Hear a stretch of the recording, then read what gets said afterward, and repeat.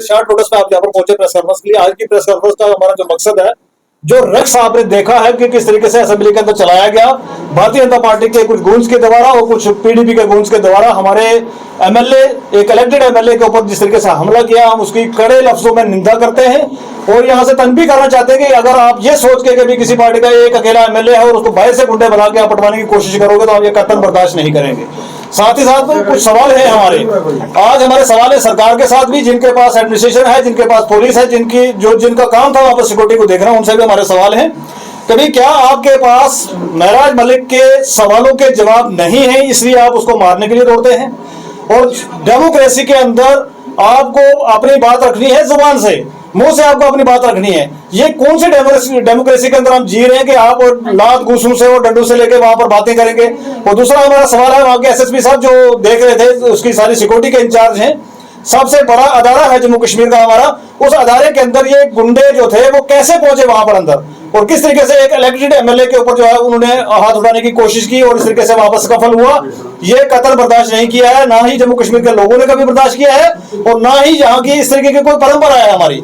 तो इसके ऊपर हमारा सवाल है कि वहां के एसएसपी साहब सिक्योरिटी के क्या कर रहे थे, ये लोग वहां पर इंटर कैसे हुए और किस तरीके से जाके जो है वहां पर हाथापाई की गई।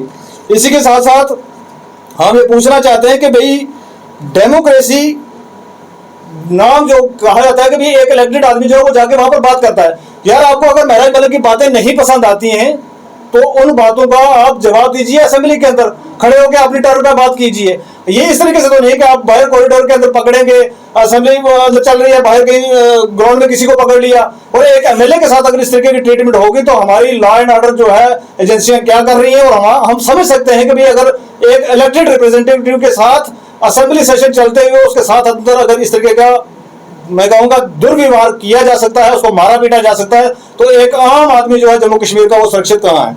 उसके बाद साथ ही साथ हम कहना चाहेंगे, आज असेंबली का सेशन खत्म हो गया। मेरा सवाल है 90 के 90 एमएलए से, वहां के स्पीकर साहब से, चीफ मिनिस्टर साहब से, कि भाई आपने ये स्कफल, गाली गलोच, एक दूसरे को ताना मेना देने के अलावा आज आप सेशन खत्म होने के बाद पब्लिक का कौन सा काम करके यहां से निकले हैं, और कितने हजारों लाखों करोड़ रुपए जो है वो स्वाहा हो गए हैं। 3 दिन से वहां पर असेंबली चलने नहीं दी गई है। आपको सिर्फ एक ड्रामा जो वहां पर क्रिएट करना था वो किया। आपके चीफ मिनिस्टर साहब जो है कश्मीर में टुलिप गार्डन में घूम रहे हैं, ठीक है जी, और उन्हीं के एमएलए जो है यहाँ पर वो कह रहे हैं कि जी आप इस पर बात नहीं कर रहे हो, और दूसरी तरफ आप ही का स्पीकर और आप कह रहे हैं जी वो हमें अलो नहीं कर रहे हैं। तो ये ड्रामा जो है वो पूरी जम्मू कश्मीर की आवाम, 1.25 करोड़ लोग जो है वो देख रहे हैं कि आप किस तरीके से रूल कर रहे हो हमें। इसी के साथ साथ हम आपसे पूछना चाहेंगे कि एक और एमएलए साहब निकले, विक्रम रंधावा साहब, उन्होंने वहां पर बड़ी बद्दी बातें की है वहां पर कि इसका डीएनए टेस्ट किया जाए। तो क्या आज एक इलेक्टेड रिप्रेजेंटेटिव को अपना डीएनए के सर्टिफिकेट लेके आना पड़ेगा वहां पर साथ में? क्या उसके ऊपर कोई कार्रवाई होगी?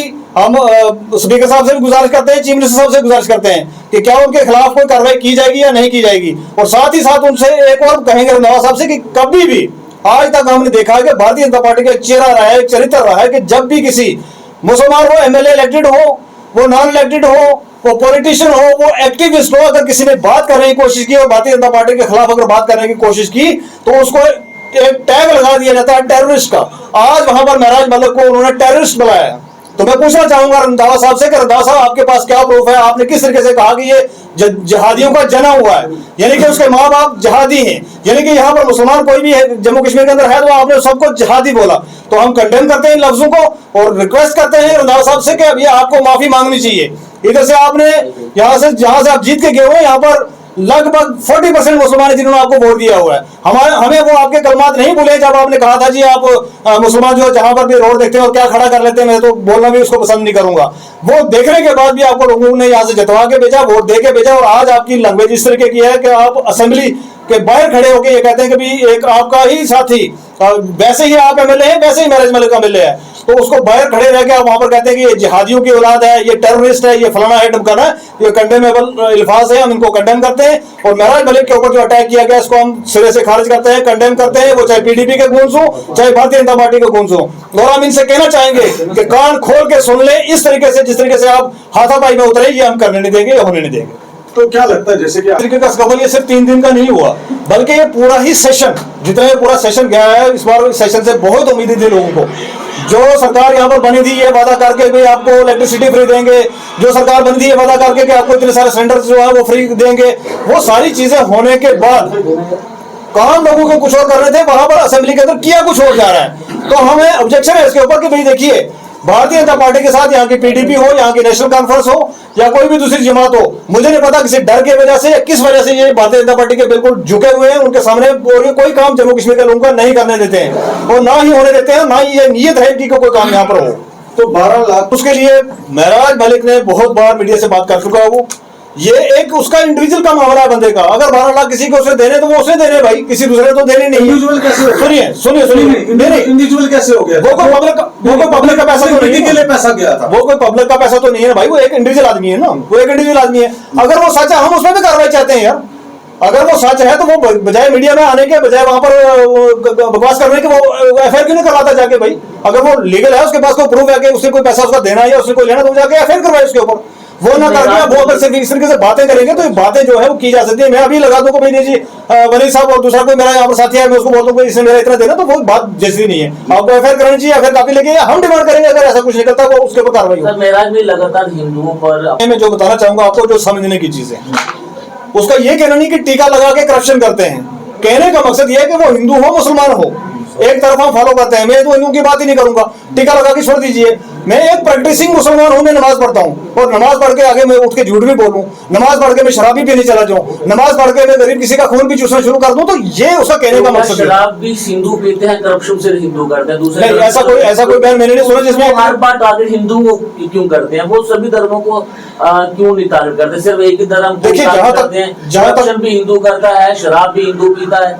नहीं देखिए, एक चीज मैं समझना चाहूंगा, आपके साथ से बताना भी चाहूंगा, ये एक तरीके का एक मिसकंसेप्शन जो क्रिएट हो रहा है, ये महराज आदमी मलिक कर रहे हैं। सुनिए, एक मिसकंसेप्शन जो क्रिएट हो रहा है उस पर मैं ये कहना चाहूंगा कि महराज मलिक ये चाहता है कि भाई हिंदू मुसलमान पे सियासत नहीं होनी चाहिए, वो मुसलमानों के लिए भी कह रहा है। देखिए, पहला एमएलए है आपका, नवरात्रों में जाकर वो वाइन शॉपें दिखा रहे हैं कि नवरात्रों में खुली हैं, तो बिल्कुल नहीं खुलनी चाहिए ना, तो डिमांड कर रहे हैं सारे लोग। रमजान के जम्मू का हर एक डोगरा, वो हिंदू हो मुसलमान हो, वो डिमांड करता है कि यार नवरात्रि पवित्र दिन है हमारे, इसके अंदर नहीं होना चाहिए। रमजान के पाक महीने में भी तो वाइन शॉप खुली थी, हम चाहते हैं भाई, मैं तो देखिए, मैं पार्टी का स्टैंड बता रहा हूँ, राजनीति कौन कर रहा है? मैं तो आपको पार्टी का स्टैंड बता रहा हूँ कि पार्टी का स्टैंड ये है कि भाई साहब सुनिए, नवरात्रे हूँ या उसके बाद रमजान का महीना गुजरा, कोई भी चीज लाइव नवरात्रों पे करेंगे, कोई नहीं, ऐसा जरूरी नहीं कि लाइव उसको में भी लाइव करना चाहिए। हम ये नहीं कहेंगे धर्म की राजनीति नहीं होनी चाहिए, इसके लिए हम लड़ रहे हैं, इसके लिए हम लड़ रहे हैं, नहीं कर रहे हैं भाई। इसमें समझने में चीजों को फर्क है, कई सारे मैं समझाता हूँ कि भाई देखिए, उसका कहना यह था कि भाई टीका लगा के आप ईमानी मत करिए, आप रोजा रखे तो वो मत करिए, आप नमाज पढ़ने के बाद झूठ बोलेंगे तो मतलब वो आप किस हाँ बिल्कुल कहा, इस तरीके के किस तरीके के मुसलमान हैं आप या किस तरीके के हिंदू हैं हम, ये कहना था कि भाई इसके ऊपर पॉलिटिक्स क्यों हो रही है। हाँ भाई, आपको जय श्री राम बोलना है मंदिर जाइए, आपको नमाज पढ़नी है मस्जिद में जाइए, आपको अल्लाह अकबर कहना, इस पर तो बोला ना उसने कि भाई ये जगह नहीं है कि भी आप यहाँ पर नारा तकबीर अल्लाह अकबर आगे लगाएंगे असेंबली के अंदर, बोला आपके पास रिकॉर्ड में है। तो वो दोनों के लिए कह रहा है कि भाई ये जगह थी लोगों के काम करने के लिए, ना कि यहाँ पर हम ये करेंगे भाई आप आएंगे जय श्री राम बोलेंगे, हम आएंगे अल्लाह अकबर बोलेंगे, उससे लोगों का तो कोई भला होने वाला नहीं है ना। तो ये तो सच है, इस सच को तो मान के चलना पड़ेगा, लोगों को बिल्कुल होनी चाहिए। वो कोई एमएलए हो, वो कोई मंत्री हो, वो कोई संतरी हो, धार्मिक भाई साहब हमारा एक स्वार्थ है जम्मू कश्मीर का, हमारा एक स्वार्थ है जम्मू कश्मीर का, इसको हम किसी हालत में जो खराब नहीं होना देना चाहते। ठीक है।